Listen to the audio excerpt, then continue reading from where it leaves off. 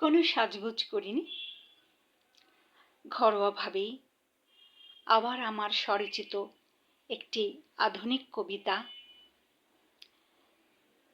পাঠ করছি। আপনারা সেটা এক্সপ্লেন করে নিতে পারেন, বুঝে নিতে পারেন।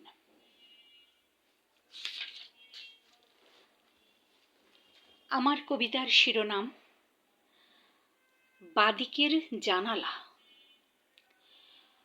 এমন বর্ষার দিনে শুয়ে থাকা বাদিকের জানালায় বহুদূর চলে গেছে চিন্তার ঘোর। স্মৃতিরা বিচরণ করে ফেলে আসা পিছনে। বর্ষার জল মেহেদি পাতার ডালের ভিতরে দিয়ে টুপটাপ ঝরে পড়ে মেঝেতে।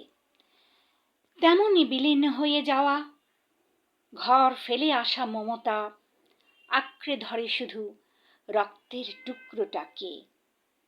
টুস টুস জল চোখেতে। বুঝি এই আস্ত জ্যান্ত জীবন আছড়ে পড়ে বারবার গঙ্গা যমুনা শীতলক্ষার সাগরের ঢেউয়ের মতো। শত সহস্র কষ্ট, শত সহস্র বেদনা, শত সহস্র বেদনার দায় যখন বিলীন হয় বাদিকের জানালায়।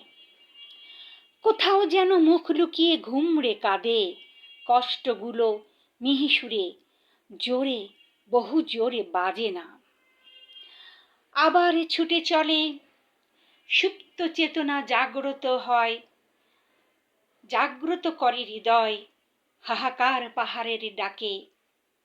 ছুটে চলো, ছুটে চলো যেখানে বজ্রপাতের মতো আতঙ্ক কুহেলিকার বেশ ভাবাচ্ছে তোমায়। সেই পথে ছুটে চলো যেখানে খুঁজে পাবে একটু আশ্রয়, দগ্ধ হৃদয়ে একটু মলমের মেসেজ।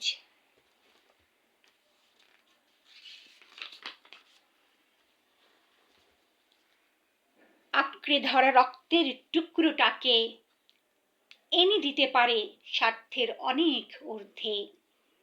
ঘাস ফড়িংয়ের কচি সৃষ্টিগুলো আছড়ে পড়ে থাকা ঘাসের উপর আমার অস্তিত্ব নিয়ে এত বেশি ভাবতে ইচ্ছে হয় না। ঝিরঝির বৃষ্টির সুশীতল কোমল পরশে ঘাস ফড়িংয়ের কচি সৃষ্টিগুলো যেন আবার প্রাণ পায়। চেয়ে থাকা বাদিকের নালায় ফেলে আসা স্মৃতিগুলো ভাবনা জাগায়।